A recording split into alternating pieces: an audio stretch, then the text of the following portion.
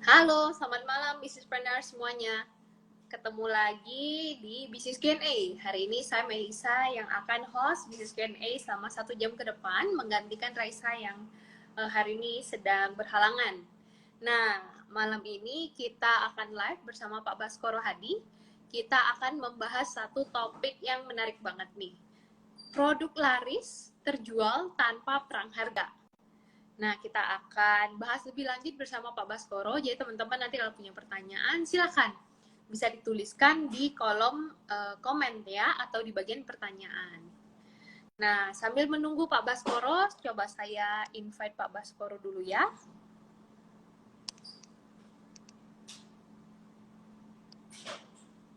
Oke, sambil menunggu Pak Baskoro untuk bergabung di live ini, mungkin untuk teman-teman yang baru mengenal Business ID, saya perkenalkan sedikit nih, Business ID itu apa sih?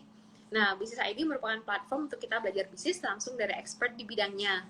Jadi, teman-teman itu bisa belajar langsung lewat apps atau aplikasi kita, kemudian lewat website kita juga. Di situ banyak online course yang teman-teman bisa daftar, dan teman-teman cukup daftar 1 kali, itu bisa diakses seumur hidup. Nah, dan kemudian di aplikasi kita juga sudah banyak video-video rekaman bisnis forum yang teman-teman bisa akses secara gratis. Nah, itu isinya daging semua tuh, jadi teman-teman bisa belajar juga dari sana. Dan di setiap Sabtu kita ada acara bisnis forum, kita 1,5 jam bersama para panel expert membahas topik-topik tertentu. Oke, saya add lagi ya Pak Baskoro. Nah, untuk teman-teman juga yang pengen ikut belajar langsung dengan Pak Baskoro, kalau ini kan online ya. Nah, kalau pengen belajar offline langsung ketemu sama Pak Baskoro, di hari Senin depan itu ada workshop value creation. Nah, Senin sampai Selasa itu full day workshop, teman-teman bisa langsung interaksi dengan Pak Baskoro, bisa langsung membangun nih, gimana caranya membangun value untuk bisnisnya teman-teman. Oke. Nah, sambil kita menunggu Pak Baskoro, teman-teman boleh tulis juga di kolom komen dari mananya nih yang hadir di malam ini. Oke, saya belum bisa add Pak Bas ya. Coba saya invite lagi.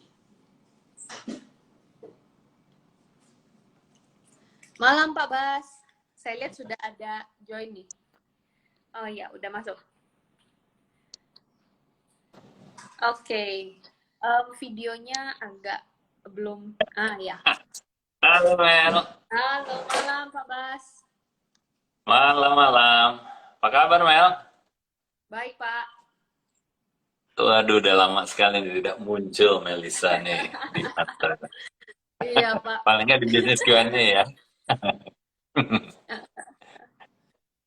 Iya tadi Iya. sorry Mel, apa nah saya tunggu tadi ada invite-nya, terus tiba-tiba menghilang, terus saya nyari kolom apa namanya tombol invite itu kok nggak ada ya. Anyway, Iya. but it's okay. Ya, Oke, Pak Bas. Nah, ini join, wah, ada yang dari Makassar, ada yang dari Tangerang, kemudian dari Bekasi, Bandung, Bogor, Medan. Indragiri Hulu, Medan. Wah, mantap. Ini beneran dari Oke, ada Sabang sampai Merauke nih yang join di acara-acara Business ID. luar biasa nih jam segini masih pada ini. Masih pada beredar nih untuk belajar nih. Oke, Iya, kalau iya. gitu Pak Bas, kita mulai ya. Hmm, Nah, jadi teman-teman, silakan. untuk topik kita malam ini itu adalah bagaimana sih supaya produk laris terjual tanpa perang harga. Nah, jadi mungkin banyak teman-teman yang di sini mengalami dilema ya. Kalau mau perang harga, terus ada order masuk. Tapi kalau perang harga terus-terusan, nggak kuat juga, berdarah-darah. Nah, Yap. tapi kalau nggak nurunin harga kayak ini sebelah, kok nggak ada yang orderannya nggak banyak gitu. Nah, jadi di sini kita pengen diskusi lebih lanjut dengan Pak Bas, gimana sih supaya kita nggak pakai perang harga justru. Jadi kita menghindari perang harga, tapi produk atau jasa kita itu tetap laris terjual. Oke, langsung saja. Pak Bas, silakan Pak. Ya, makasih Melisa. Kita bersambut lagi dengan teman-teman yang baru saja hadir nih. Banyak sekali yang sudah hadir nih. Ari juga dari Bandung ya, Faiz yang rajin juga nih. Terus siapa lagi tadi? Ces Prianto. Ces. Wah, ini Cesep. Selamat malam. Halo-halo juga. Terus siapa lagi tadi nih yang baru hadir belakangan? Oke, ada Coach Vance Ginting. Oh, ini juga yang rajin juga nih, Mel. Sering Mantap. nyonya cakes and cookies. Oke, jadi topik pembuka malam ini kita masih bicara soal apa namanya perang harga ya. Jadi itu belakangan sih kemarin juga diangkat dengan pembahasan saya dengan Pak Budi ya, minggu lalu ya. Minggu lalu apa minggu ini? Oh, minggu lalu ya kalau nggak salah. Kita bicara soal perang harga juga karena memang konsekuensi dari teman-teman yang apa namanya baru masuk ke di pasar ya, atau di market dan juga apa namanya belum punya posisi yang jelas alias positioning yang jelas, akhirnya mau nggak mau karena tidak dikenal dan tidak ada pembeda yang nyata ya ikutlah berperang dengan harga.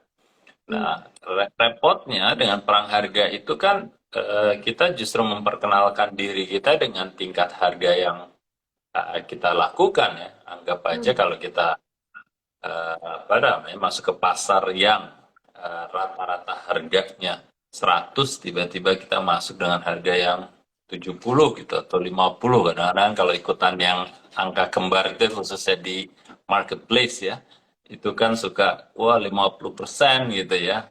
Tapi tanpa disadari itu adalah apa namanya first impression atau impresi kita yang ingin dibangun di benaknya konsumen dengan harga itu gitu. Jadi kan mereka udah kita edukasi secara tidak langsung ya bahwa oh, kita itu memang eh, ingin dihargai setingkat harga yang sudah kita diskon itu karena tidak ada exposure lainnya yaitu tadi selain positioning di benaknya konsumen. Jadi kita memposisikan diri kita hanya untuk apa posisi harga yang rendah itu.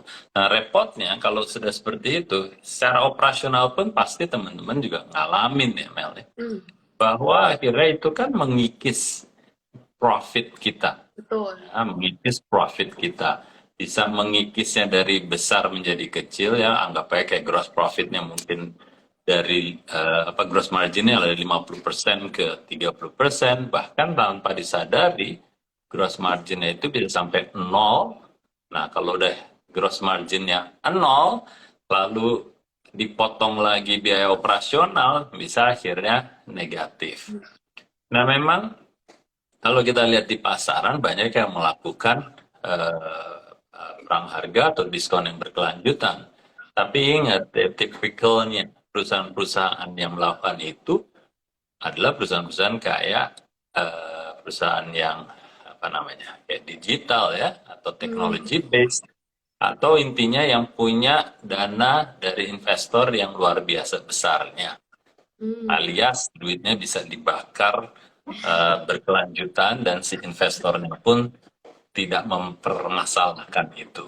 Nah, tapi kan kalau kita lihat belakangan even mereka-mereka yang biasa membakar duit, para investornya juga sekarang sudah mulai menyadari bahwa that is not the right strategy in the mid or long term. Ya.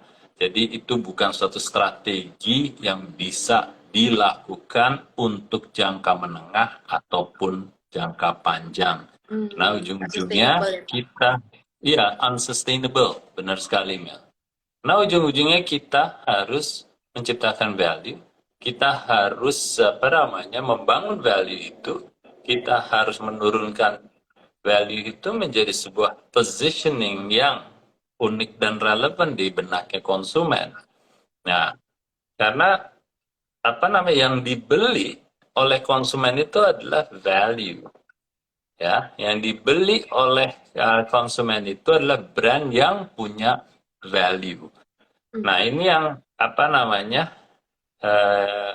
kita ya Mel ya di Business ID ya bersama Pak Budi dan teman-teman lain selalu mengingatkan ciptakanlah value itu karena seyogyanya itulah yang dibeli.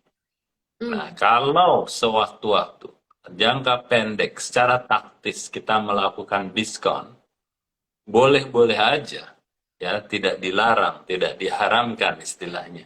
Boleh-boleh aja, tapi yang namanya diskon itu harus disandingkan dengan tujuan-tujuan tertentu.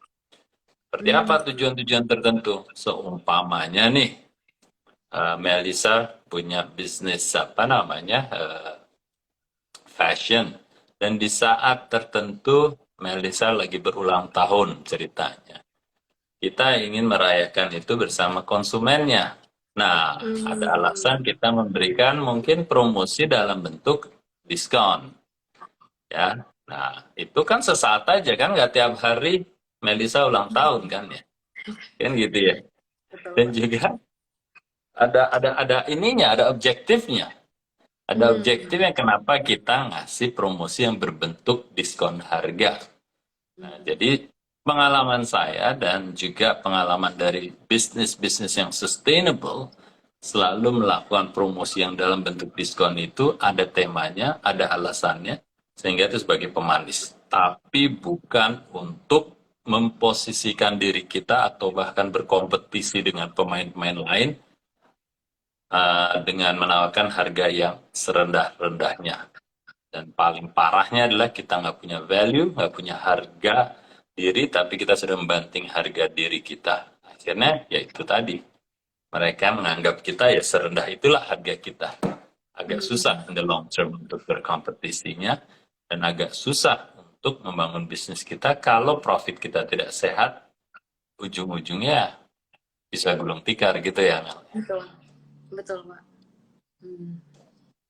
Gitu. Oke. Kalau misalkan nih Pak, ada yang sudah terlanjur nih Pak, udah terlanjur masuk, kemudian ya itulah belum membangun value, kemudian berusaha untuk bisa bersaing, akhirnya kasih diskon gitu. Nah, itu gimana cara mengubahnya tuh Pak? Apakah Yeah. ya udah kita stop diskonnya, itu kan pasti ada dampak ya Pak, dampak jangka Benar. pendek ya. Benar. Dan itu memang kejadiannya banyak, Mel, yang sudah gitu. Yang sudah terlanjur itu banyak sekali. Jadi mungkin ya hampir semua gitu, karena andalan promosinya itu adalah price discount gitu ya. Karena kita juga harus melihat secara frameworknya dulu ya. Kalau kita bicara soal price discount itu apa sih sebenarnya, bagian dari apa sih?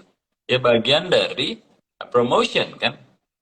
Padahal promotion itu banyak sekali bentuknya, banyak sekali variasinya, bukan hanya price discount gitu.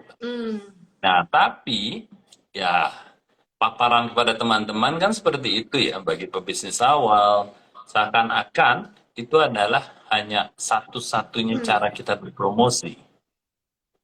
Nah, itu yang saya pikir yang harus diluruskan dulu, bahwa yang namanya promosi itu lebih dari hanya sekedar price discounting. Tuh. Nah, kedua, tadi kembali ke pertanyaan Melisa, kalau sudah terlanjur seperti apa? Ya nggak apa-apa. Lebih baik mengkoreksi diri sedini mungkin, daripada nanti udah terlanjur dan waktunya sudah tidak ada lagi, kan gitu ya. Nah, biasanya apa yang saya lakukan di banyak kesempatan dengan teman-teman, itu adalah mulai mengurangi porsinya itu. Mengurangi porsinya diskonnya itu. Tapi bukan dengan tidak melakukan hal yang lain. Yaitu kita bersama sudah harus mulai menciptakan value itu. Jadi sementara ini kita tidak bisa langsung berhenti menjadi nol, akhirnya orang nggak beli, orang bisnisnya kaget, akhirnya harganya bukan dinaikin ya, kembali ke harga normal, tapi akhirnya konsumen tidak beli, repot juga gitu. Jadi harus ada strategi transisinya itu yang terpenting. Nah, strategi transisinya itu adalah langkah pertama adalah untuk menciptakan value itu. Nah, bersamaan itu pula kita akan mengurangi porsi daripada diskonnya itu, bisa besarannya, bisa frekuensinya, porsi dari diskonnya itu. Nah, jadi lambat laun bisa transisinya, akhirnya value-nya tercipta, value-nya bangun, nah orang jauh akan lebih menghargai produk kita dari harga sebelumnya. Karena kalau everyday low price atau diskonnya setiap hari, itu menjadi price list-nya gitu kan. Iya betul Pak. Udah Padahal ekspektasi semua kalau orang ya. benar menjadi ekspektasi, jadi orang jadi memahami bahwa itu price list-nya sebenarnya gitu loh. Jadi bukan yang harga 100 didiskon menjadi 80, 20% menjadi 80, tapi karena keseringan itu menjadi price list-nya. Nah, ini yang juga satu hal bahwa kita setelah membangun value kita biasanya menjadi tahu bahwa price range produk kita dengan value yang sedemikian rupa itu harga pasarannya berapa ya secara range lah. Umpama akhirnya kita ketemu oh ternyata harga pasaran value kita ini antara 90 sampai 110. Nah, kalau sudah kita tahu itu, nah kembali ke strategi pricingnya kita. Oke, kalau kita tahu rentang 80 sampai 110, saya mau pilih titik harga mana nih?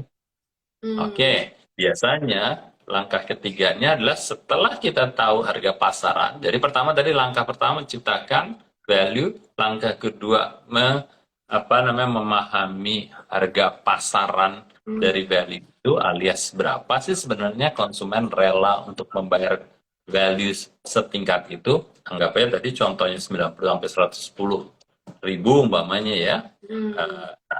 Ketiganya baru kita buat namanya strategi pricingnya mau kemana nih. Ya, anggap aja acuannya dengan value itu sendiri. Yang bagus itu kan selalu setting price di bawah value-nya. Alias, kalau seandainya range-nya 90 sampai 110, bisa jadi kita mau menganut sistem pricing yang dianggap atau dipersepsikan murah, ya harganya di bawah rentang harga dari value itu. Ya, jadi kalau tadi contohnya value-nya di rentang 90 sampai 110 ribu ya kita cari angka di bawah itu. Pilihannya ya mungkin 80 ribu, mungkin 75 ribu gitu ya. Nah kalau itu sudah terjadi, akhirnya orang akan menikmati value dengan harga yang lebih murah ya, lebih rendah alias menjadi persepsinya murah, tapi bukan murahan gitu ya. Nah kalau itu dilakukan berlanjut dan berkesinambungan, akhirnya mereka tahu bahwa value kita sebenarnya 90-110 gitu. Jadi sewaktu-waktu kita kembali ke angka itu, konsumen sudah lebih siap, ya, sudah lebih rela gitu ya. Jadi itu saya biasanya tahapan yang saya bantu buat dengan teman-teman seperti itu, Mel. Sementara ya diskonnya jalan terus, tapi itu tadi porsinya dikurangkan atau besarannya, atau frekuensinya dikurangin, seperti itu. Oke, wah, thank you Pak Bas. Oke, nah teman-teman Disipreneurs yang punya pertanyaan, silahkan ditulis ya di kolom komen ataupun di bagian pertanyaan. Nah, nanti kita akan bahas bersama Pak Bas. Nah, ini ada satu pertanyaan masuk nih Pak, kita bahas ya. Silakan. Oke, ya, dari Rizky Resmayadi. Perang harganya tuh justru ke atas nih Pak. Brand lain terus menaikkan harga. Nah, itu bagaimana ya, Pak?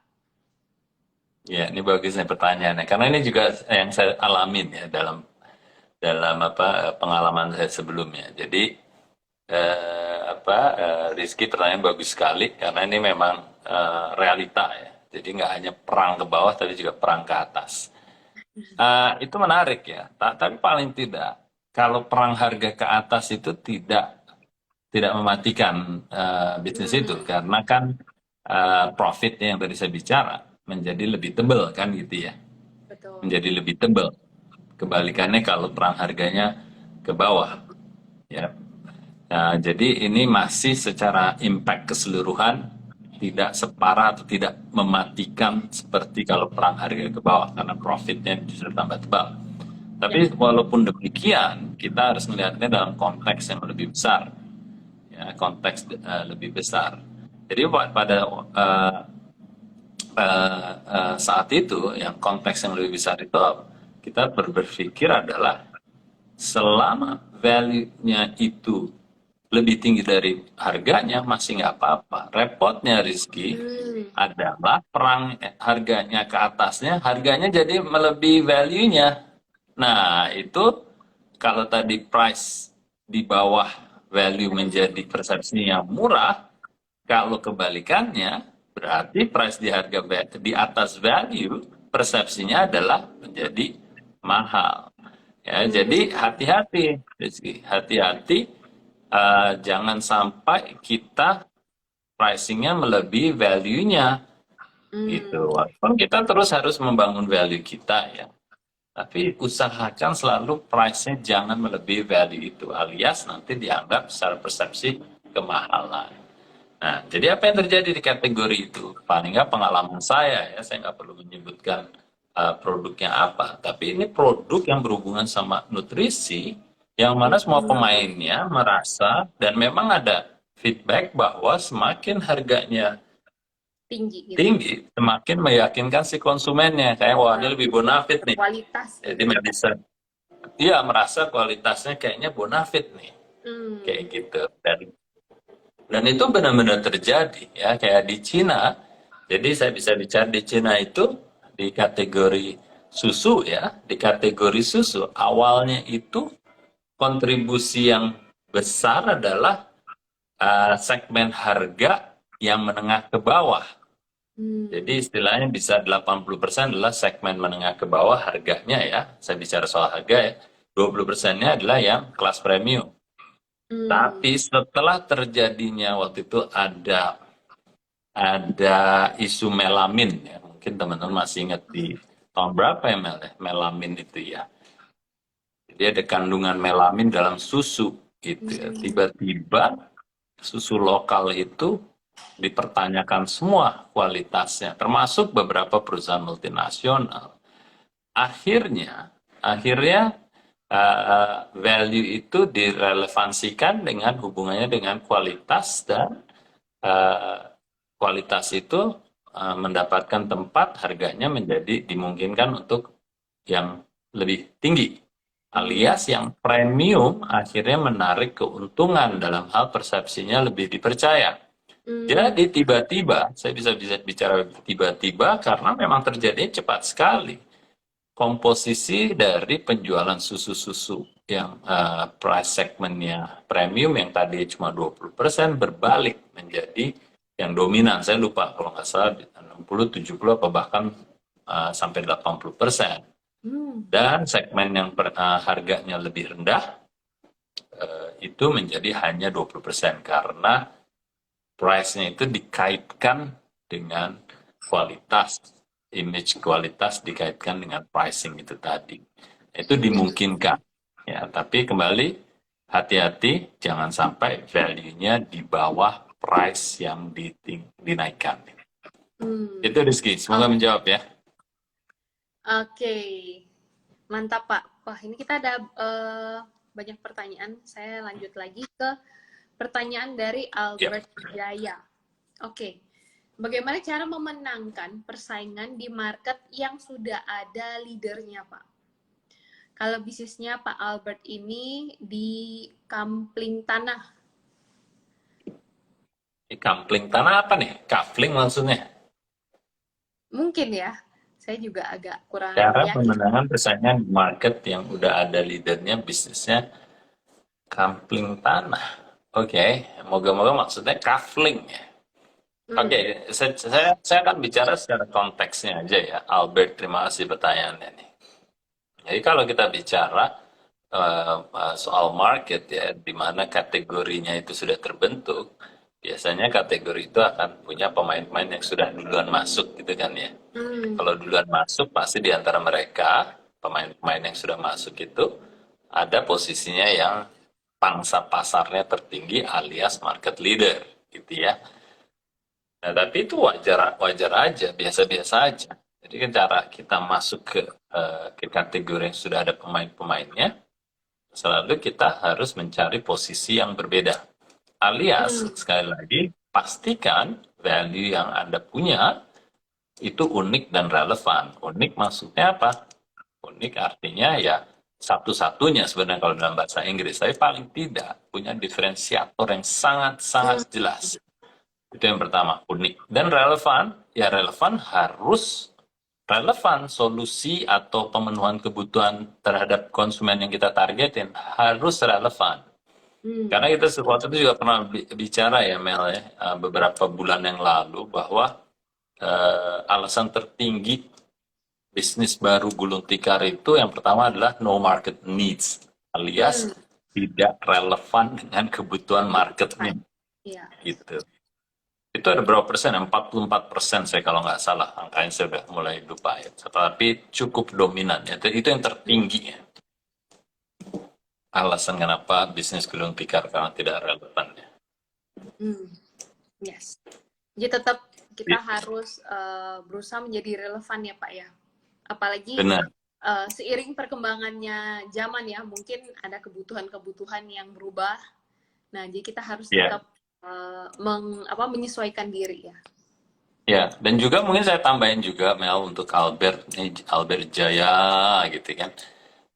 Itu adalah kalau kita bicara soal coupling tanah itu, ini kan masih istilahnya tingkat kategori, tingkat komoditas. Jadi Albert, kalau kita belajar di value creation, kita akan meningkatkan value itu dari hanya sekedar commodity atau near commodity ya. Dari sekedar komoditas atau nggak jauh-jauh dari komoditas menjadi lebih tinggi. Nah itu belajar value laddering nanti. Jadi kita masukkan fitur, kita masukkan benefit, kita masukkan motivasi tertinggi dan seterusnya. Nah, itu cara-cara bagaimana kita akhirnya punya value yang unique and relevant tadi. Itu ya Albert ya.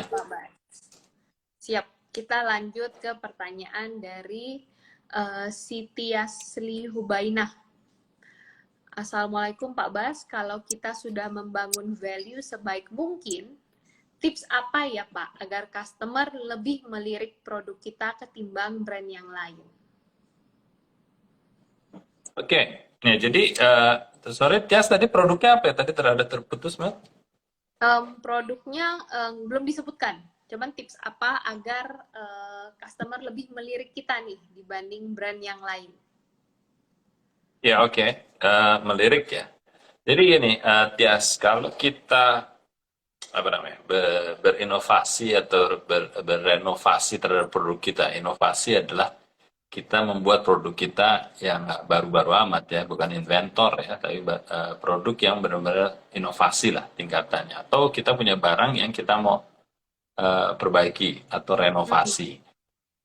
Ujung-ujungnya memang kita kan ingin mendapatkan konsumen yang sesuai dengan target kita kan. Jadi pastikan supaya kita dilirik, kita pingin yang melirik kita tuh siapa dulu kita tahu gitu ya. Alias target marketnya siapa. Gitu. Kita jadi harus belajar dari situ dulu. Yang kita target market tuh jangan dilupakan dan pastikan kita dapetinnya cukup tajam. Jadi dari sisi profil ya. Nah, kalau kita belajar dalam segmentation, targeting, and positioning, yang pertama itu selalu kita harus pilih dulu target marketnya itu siapa dulu. Dan target marketnya itu jenisnya, kalau kita segmen tuh ada berapa jenis gitu ya. Dari berapa jenis itu kita sudah pilih-pilih, makanya kita segmentasikan. Lalu baru kita targetin dari sekian banyak jenis profil target market mana yang mau kita bidik. Jadi nggak bisa kita membidik siapa saja di lautan samudera yang luas sekali gitu ya. Kalau kita mancing aja kita pasti ada targetnya kan. Mau mancing udang atau lobster atau mancing salmon atau tuna. Biasanya kita ada targetnya kan. Jadi kita benar-benar fokus. Ya, jadi istilahnya dalam kita ingin dilirik ya kita pastikan yang melirik itu yang siapa yang mau kita targetin. Lalu dari situ setelah kita bidik mereka ya kita membuat positioningnya itu. Nah positioning ini adalah hasil dari turunan dari value yang kita ciptakan. Jadi kembalinya adalah kita harus ciptakan value itu sehingga kita bisa punya positioning yang unik dan relevan itu, gitu. Nah, ini kan cerita pendeknya ya, cerita pendeknya. Bagaimana bisa menarik konsumen. Tentunya kalau kita belajar dari SBM Advance itu ada 12 langkah. Ya, 12 langkah paling tidak sampai dengan langkah ke-9 itu hubungannya dengan pembangunan bisnis kita sehingga bisnis kita sustainable sama profitable. Untuk dapat bisnis kita menjadi sustainable and profitable, tentunya bisnis kita harus menarik ke konsumen yang tidak hanya membeli sekali, tertarik, tapi juga berkali-kali, gitu ya. Nah, itu pelajarin ya buat Tias ya, belajar di apa namanya di SBM juga ya, dan juga nanti didalamin di value creation itu. Semoga Oke, menjawab ya, Tias ya. thank you Pak Bas. Kita ke pertanyaan berikutnya dari Arif. Izin tanya Pak Bas, bagaimana cara menghitung value, kemudian value tersebut bisa dipahami oleh konsumen? Nah, ini ada pertanyaan yang agak mirip nih Pak, sekian saya bacain ya Pak ya. Mungkin bisa kita bahas Ya. sekaligus dari, sebentar ya Pak, tadi dari Renggani Sekar. Nah, boleh minta penjelasan pada bagian tadi, value harus lebih tinggi dibanding price. Bagaimana cara menghitung value versus price? Dari sisi mana saja menentukan indikator value tadi? Oke, jadi sama ya pertanyaannya Arif sama Renggani. Ya, Terima kasih bagaimana pertanyaannya. cara ngukur value-nya nih Pak? Karena kan mungkin masih agak mungkin abstrak gitu kan, gimana kita cara tahu nih value-nya, dihargai berapa? Ya, pertanyaan yang bagus sekali. Jadi apa yang biasa saya lakukan dan brand-brand lakukan itu adalah memastikan bahwa value itu kita tahu dudukannya di mana. Pertanyaannya kan gimana gitu ya. Pertanyaannya gimana. Nah, kita harus ngobrol, ya istilahnya ngobrol aja ke konsumen kita. Nah, kalau kita punya value seperti ini, lalu kita tanyakan aja ke mereka, ya, ke mereka. Value itu kita menyajikannya seandainya ke responden kita yang merupakan prospek customer kita, ya contohnya kayak Melisa, saya harus cerita ke Melisa, Melisa, saya punya produk kopi seperti ini dan positioningnya seperti ini. Ya, di positioning itu kan kita selalu bisa bicara dengan brand promise sama reason to believe lah ya. Ini lebih teknisnya. Tapi yang penting Melisa tahu nih sebagai responden, oh kamu jualan ini toh, oh ini toh apa namanya brand promise-nya, oh ini toh reason to believe-nya ya. Terhadap Melisa ya, terhadap target marketnya, bukan orang lain, bukan yang non-target market ya, tapi tetap target market. Nah, jadi saya ngobrol ke Melisa. Akhirnya kan kalau Melisa udah paham dulu nih konsepnya atau value-nya, nanti baru saya tanyakan, Mel, kira-kira Melisa bersedia membayar berapa sih untuk produk atau jasa yang kayak gini? Nanti Melisa satu akan bicara, oh kalau kayak gini saya mau bayar antara 10 sampai 20 ribu lah gitu ya. Nanti saya ngobrol ke Melisa 2, Melisa 3, Melisa 4, dan seterusnya selama mereka itu adalah target market kita. Nanti kan ada tuh range-nya, oh ada yang bilang 15-25, ada yang bilang mungkin 10-15, dan seterusnya.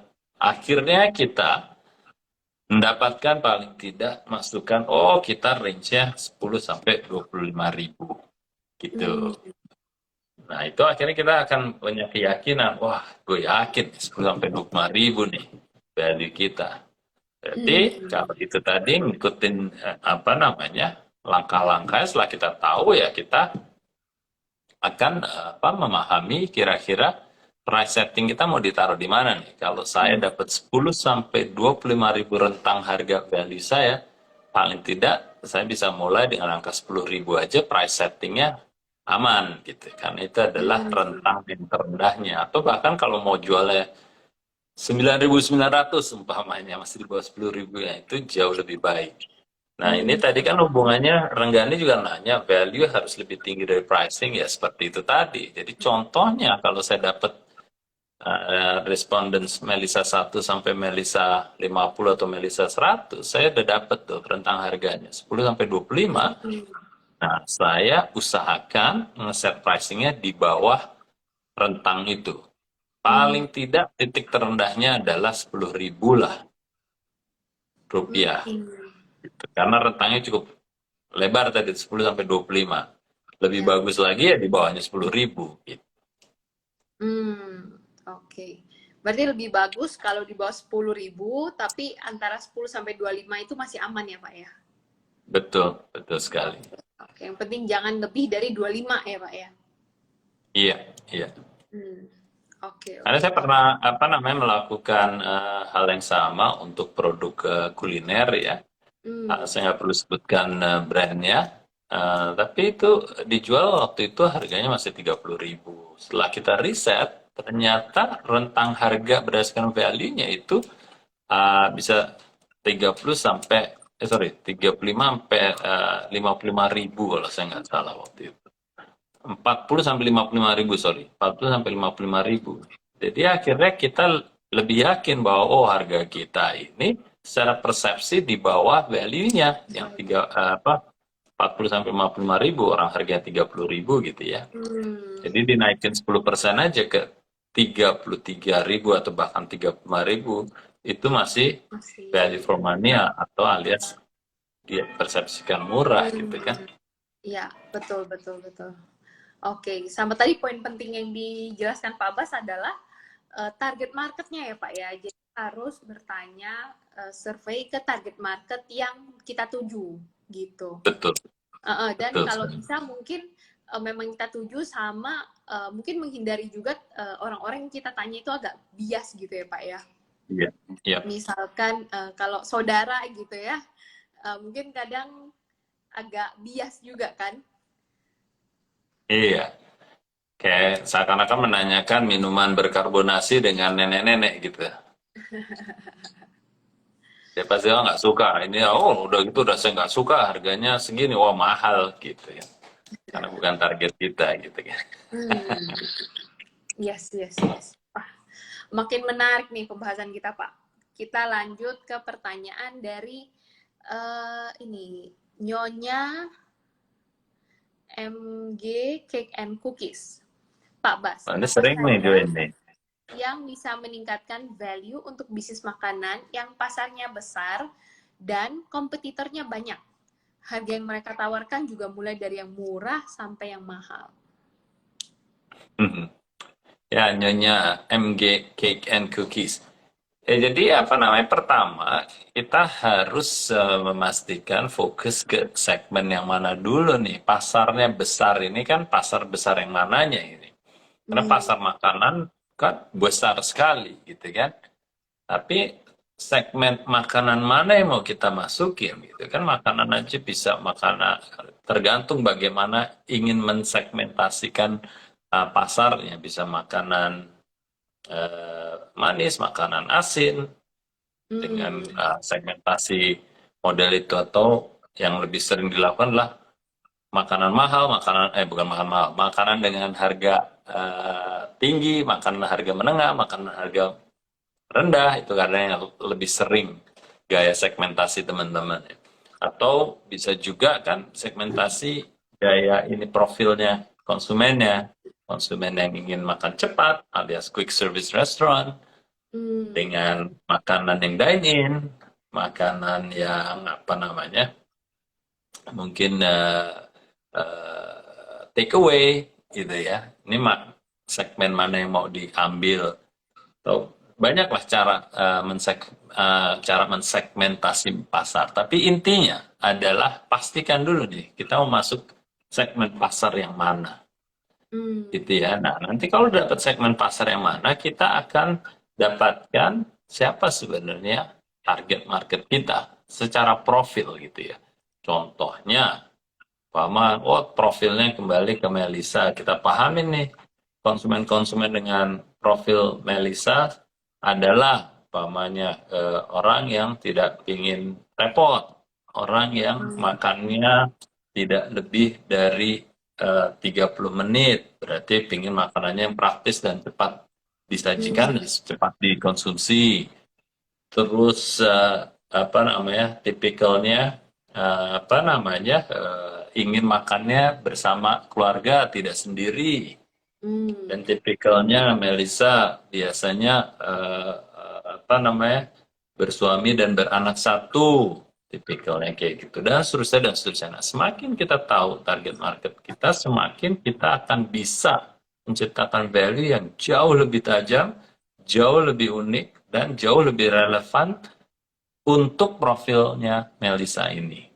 Nah, jadi itu secara garis besarnya ya, Nyonya MG Cake and Cookies, bagaimana kita bisa menciptakan dan meningkatkan value yang relevan gitu ya, yang tajam dan unik tadi untuk Melisa. Apapun industrinya, ya mau ini di bisnis makanan, minuman, pengalaman saya, it works that way gitu ya. Itu yang Hmm. akan bisa dilakukan. Oke, thank you Pak Bas. Kita Ya. lanjut ke pertanyaan dari ayujelita.id. Malam Pak Bas, izin bertanya, bagaimana untuk strategi pricing seperti beberapa brand yang sengaja nih menambah harga, kemudian selalu ditulis diskon? Oke, tadi saya Pak Alisa. Is it? Ayu Jelita. Ayu Jelita, sorry Yes. terputus. Ayu Jelita. Ya, jadi bagaimana pendapat saya mengenai harga dengan harga coret ya, atau harga diskon ya? Hmm. Ya, apa namanya? Kembali lagi, kita harus memahami kategori itu yang pertama, tabiatnya di kategori itu seperti apa, dan yang kedua adalah apa namanya, konsumen itu sendiri. Ya. Dan apa namanya, kembali ke yang pertama tadi kategorinya. Kalau kita bicara di kategori yang sifatnya lifestyle, yang sifatnya image, contohnya kayak mobil, kayak pakaian premium, ya, branded items, itu konsumennya yang setahu saya itu tidak suka gitu harga coret gitu. Jadi nggak pernah ya kita lihat Mercedes gitu ya. 1 miliar dicoret jadi 900 juta. Karena mereka tidak melakukan seperti itu karena konsumennya harga dirinya tinggi gitu, nggak mau gitu. Bahkan kalau perlu harga 1 miliar ditambah berlian menjadi harga 2 miliar, mereka jauh lebih semangat membeli gitu ya. Nah, intinya apa? Intinya adalah kita kembali harus memahami konsumen itu sendiri, dan juga apa namanya, hal-hal yang sensitif yang akan menggerakkan mereka untuk membeli ya, Hmm. dan harganya pun bagaimana kita menghadirkan kepada mereka ya. Nah, kalau harga coret itu mungkin bisa berlaku dengan apa namanya, produk-produk yang mungkin retail ya, Hmm. mungkin yang juga komoditas tadi yang konsumennya tidak terlalu apa namanya, berpikir soal harga itu menjadi satu image building untuk mereka gitu ya, dan tidak sangat berpengaruh bagi mereka. Saya beli gula yang sekilo 5.000 atau gula yang apa namanya 4.500 alias 5.000 dicoret menjadi 4.500, bagi saya nggak apa-apa gitu, tipikal produk itu ya. Hmm. Dan itu near commodity, tapi ada di mana sumbu, di mana itu harga, cara kita mempresentasikannya menjadi sensitif gitu ya, yang intinya ya tadi itu mulai dari komoditas sampai nilai produk yang branded.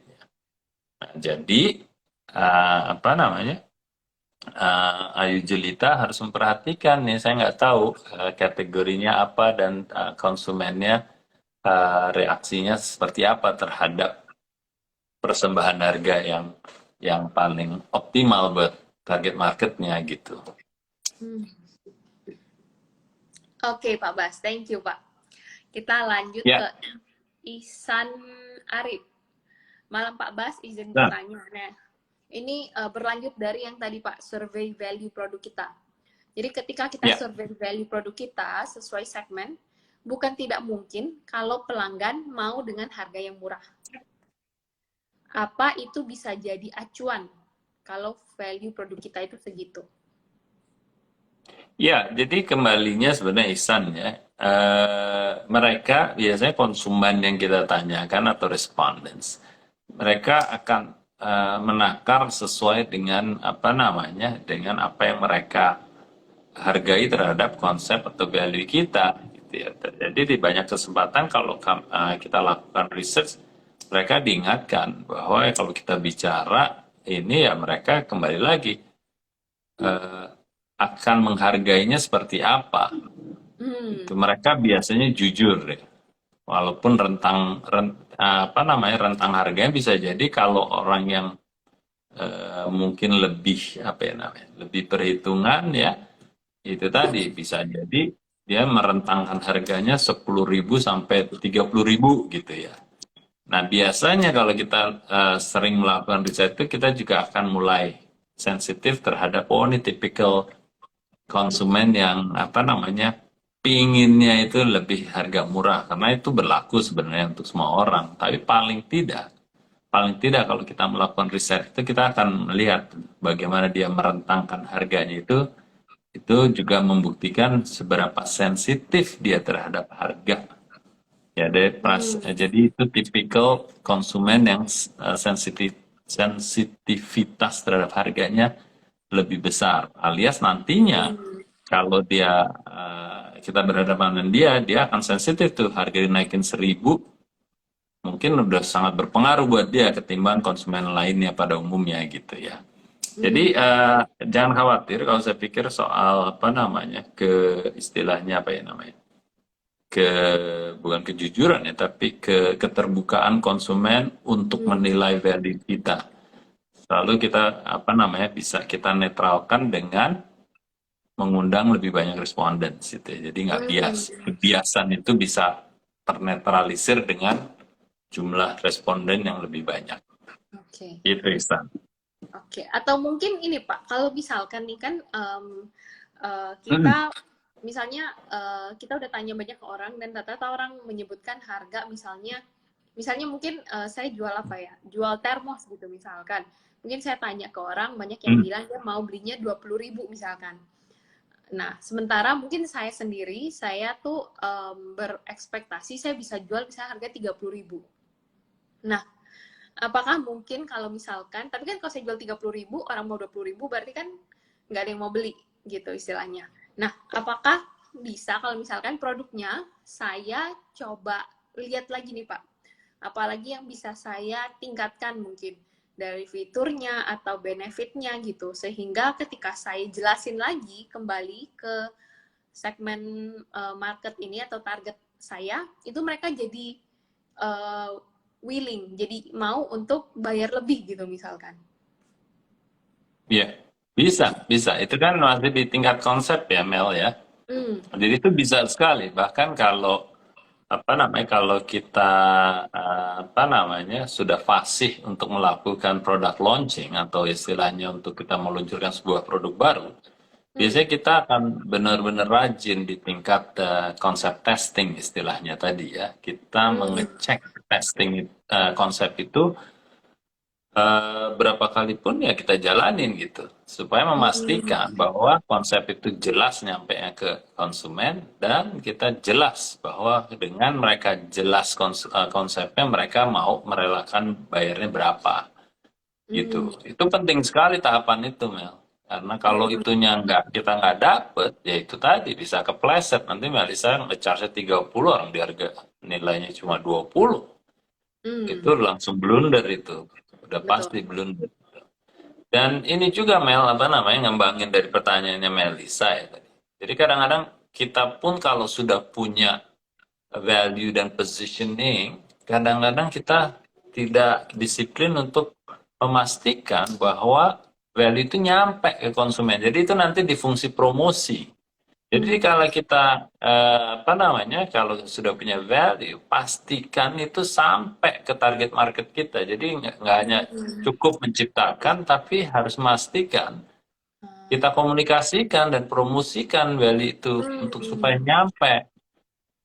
Contohnya gini, Mel. Karena kita udah ini, oh, udah kita udah masuk kok di IG gitu ya, kita udah Hmm. masuk kok di Facebook. Ternyata target market kita pertama mengkonsumsi Facebook dan IG mungkin tidak sebanyak mereka nonton TV gitu. Berarti udah pasti bahwa value kita nggak nyampe ke mereka gitu. Hmm. Setingkat yang ingin kita capai gitu ya, tingkatan Hmm. brand awareness-nya itu ya.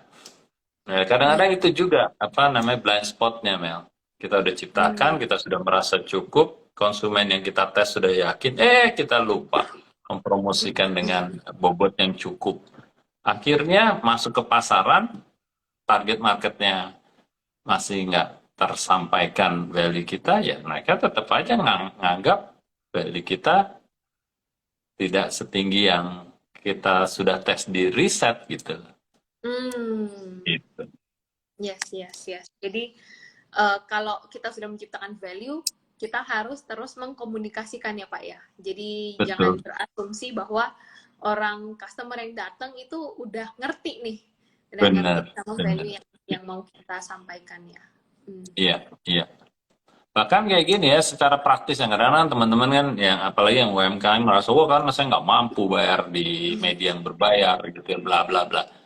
Maksudnya sesederhana gini, ya, kalaupun kita jualan punya toko atau warung, ya, jadi kita harus memastikan, kita harus mempromosikan dulu. Jadi kalau ada saya punya barang baru saya luncurkan, ya ada Melisa datang, ya saya harus mempromosikan dulu value itu. Hmm. Sederhananya kan gitu ya. Sebelum Melisa bisa ngelihat harganya. Ya, Jadi saya betul. selalu menyampaikan kepada teman-teman bahwa pastikan ya positioningnya atau value-nya itu nyampe dulu, baru ngomongin ini harganya sekian gitu. Jangan kebalik, Hmm. Hmm. harganya muncul dulu, nggak kenal, udah takut dulu kan orang, bisa jadi udah ilfeel ya namanya.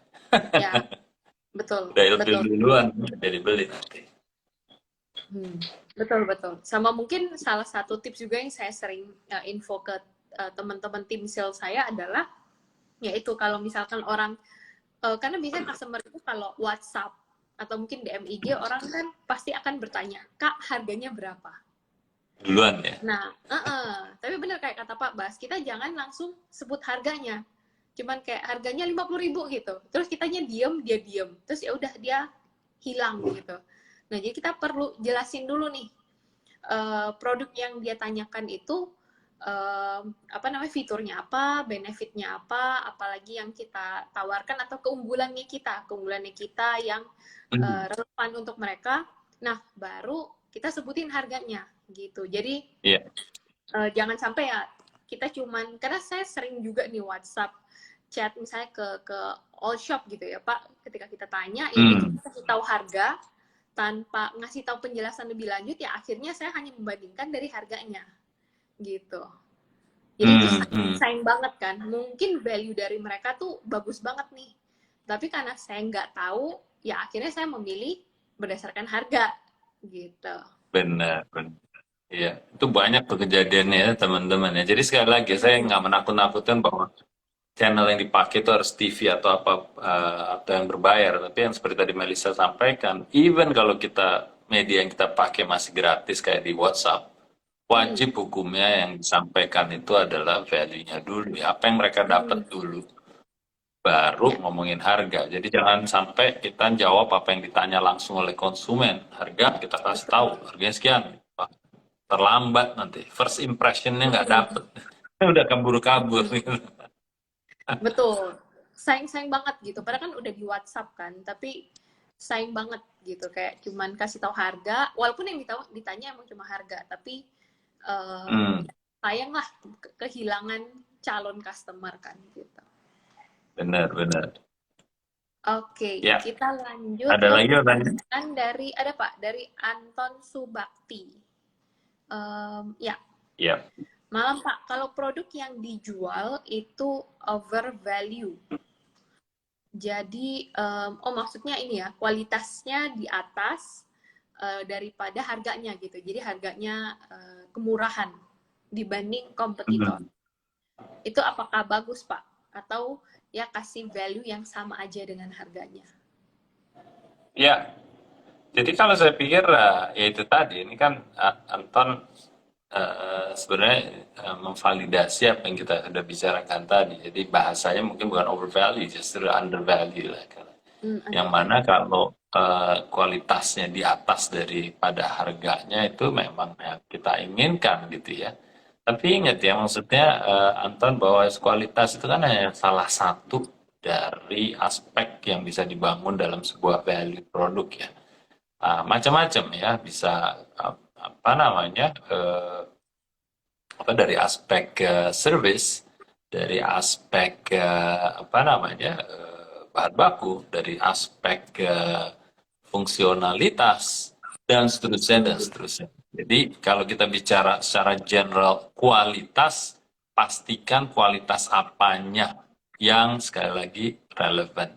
Nah, taunya mana yang relevan? Ya kita kalau di value creation tuh belajar tuh buying factors yang mana, yang sangat berpengaruh yang mana. Nah, itu yang kita mainkan gitu ya. Nah, ini salah satu kisi-kisi gimana kita bisa menciptakan value yang unik dan relevan.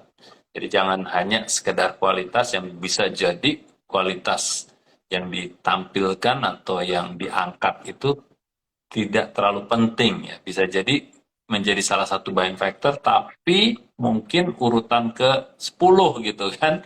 Hmm. Ya, kalau kita bisa nemuin yang urutan pertama, kedua, kenapa kita mengkomunikasikan yang urutan ke-10 gitu? Kalah bersaing nanti kita. Gitu. Ah, yes, yes, yes. Thank you, Pak. Itu poin penting juga tuh.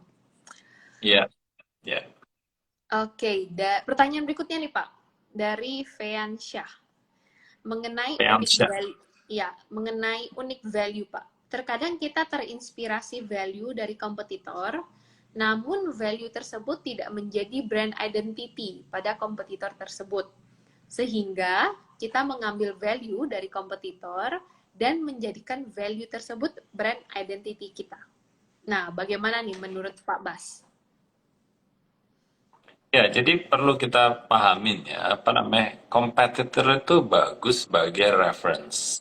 Tapi ujung-ujungnya kita kan jualannya bukan ke kompetitor ya. Oleh karenanya, Hmm. kita sendiri harus wajib memahami target marketnya. Ya, Hmm. jadi bisa apa namanya, kembali lagi kita segmentasi pasarnya, kita segmentasi target marketnya, dan kita Hmm. pilih ke dia. Nah, bisa jadi apa yang menjadi relevan buat dia itu menjadi hal yang toh sampai sekarang pun tidak diberikan oleh kompetitor kita gitu. Jadi orientasinya lebih baik ke konsumen langsung, target market kita gitu.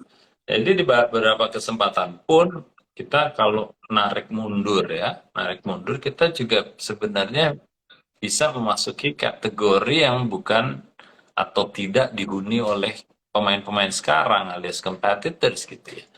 Nah, itu Hmm. pun kalau kita udah bisa membangun kategori turunannya atau kategori tetangganya dari apa yang ada sekarang, itu nantinya kita bisa menargetkan konsumen yang beda secara profil yang tadinya dilayani oleh kompetitor, tapi dia bisa lebih relevan dengan produk kita karena kita membuat kategori turunannya yang berbeda dari kompetitor itu.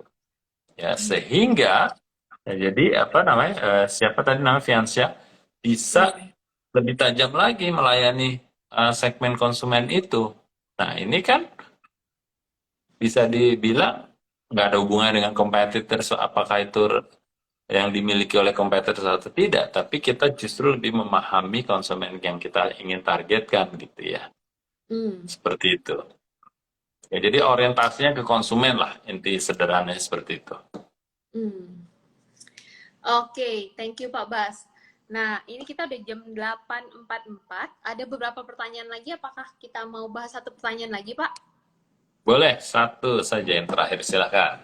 Oke, ya, ini yang dari pertanyaan ini. Dari Argarina. Izin bertanya, kalau di dunia kuliner, dari segi apakah yang harus diperkuat, Pak Bas? Apakah harga, produk, rasa, dan kenapa? Oke, Argarina. Ya, ini pertanyaan klasik ya.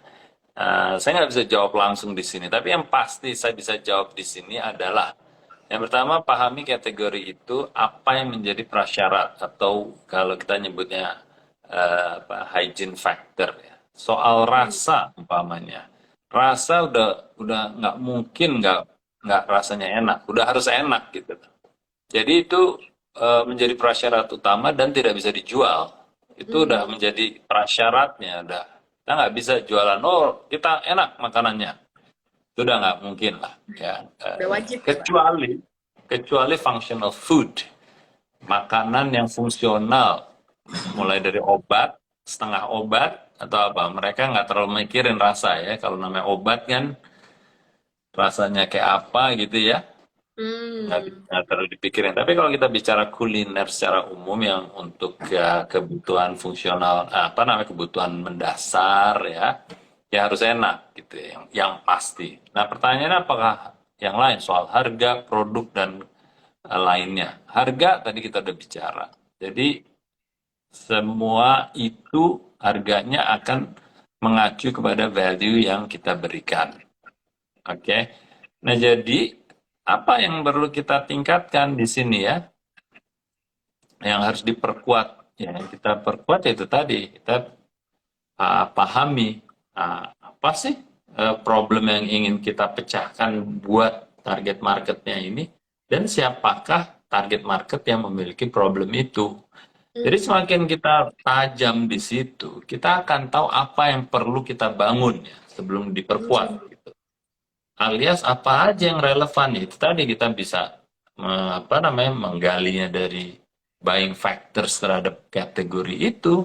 Ya kita Hmm. buat urutannya mana yang terpenting sekali lagi terhadap target market kita dan kita dibandingkan pemain-pemain lain yang sudah ada. Nah, jadi kalau di situ kita udah dapetin, itu akan menjawab pertanyaannya harga Rina ini, ya yang mana yang perlu dibangun dan diperkuat gitu kan.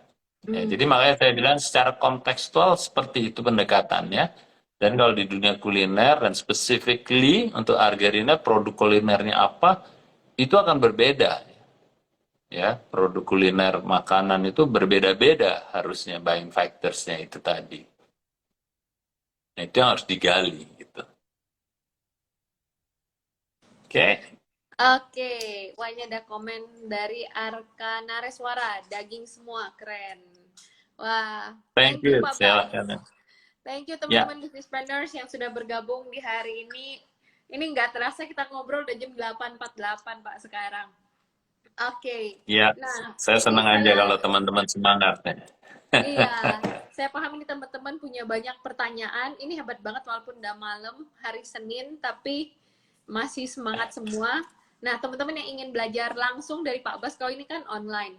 Nah, teman-teman yang pengen punya kesempatan untuk belajar langsung dari Pak Bas, bagaimana bisa cara membangun value untuk bisnisnya teman-teman, itu mau bisnisnya produk, apa jualan produk, jasa, ataupun industri apapun, itu bisa ya Pak ya? Yap, benar sekali. Oke. Nah, itu jadi sangat relevan untuk industri apapun.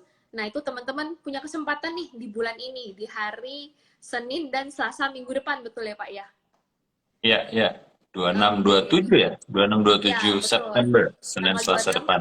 dan 27 September, Senin sampai Selasa depan, teman-teman punya kesempatan nih untuk belajar langsung secara tatap muka, offline, dengan Pak Baskoro. Jadi bisa langsung exercise juga, langsung membangun value-nya ya Pak ya, di Ya, waktu workshop itu selama 2 hari itu. Nah, jadi nanti setelah workshop bisa langsung diaplikasikan dan dikomunikasikan tuh ke calon pelanggan. Nah, teman-teman yang pengen tahu informasi lebih lanjut mengenai acara di tanggal 26 dan 27 September, teman-teman bisa DM Instagramnya Business ID, nanti saya bisa bantu lebih lanjut. Oke, oke. thank you Pak Bas. Terima Sebelum kita kasih, closing, ada yang Mel. mau Terima disampaikan kasih. lagi Pak? Oh ya, maksudnya terima kasih Mel. Maksudnya udah memandu acara ini. Saya rasa bukan hanya saya yang happy, senang sekali ngeliat Melisa tampil lagi di sini. Ya, senang juga ya kita Mel ngelihat teman-teman nih semangatnya tinggi dan salah satu untuk keberhasilan sebuah bisnis untuk bertumbuh secara sustainable dan profitable itu kan dengan memahami value itu ya. Oleh karenanya belajarlah value creation ya, mau itu di workshopnya minggu depan ataupun di e-course-nya, tapi pahamilah dalami karena itu menjadi kunci ya, salah satu kunci penting. Itu aja sih. Thank you Mel, thank you teman-teman. Oke. Sampai ketemu di waktu mendatang. Thank you Pak Bas, thank you businesspreneur semuanya. Sampai ketemu di live Q&A hari Rabu dan juga di minggu depan, dan bisnis forum di hari Sabtu jam 10 pagi. Oke, thank you semuanya. Dadah. Thank you.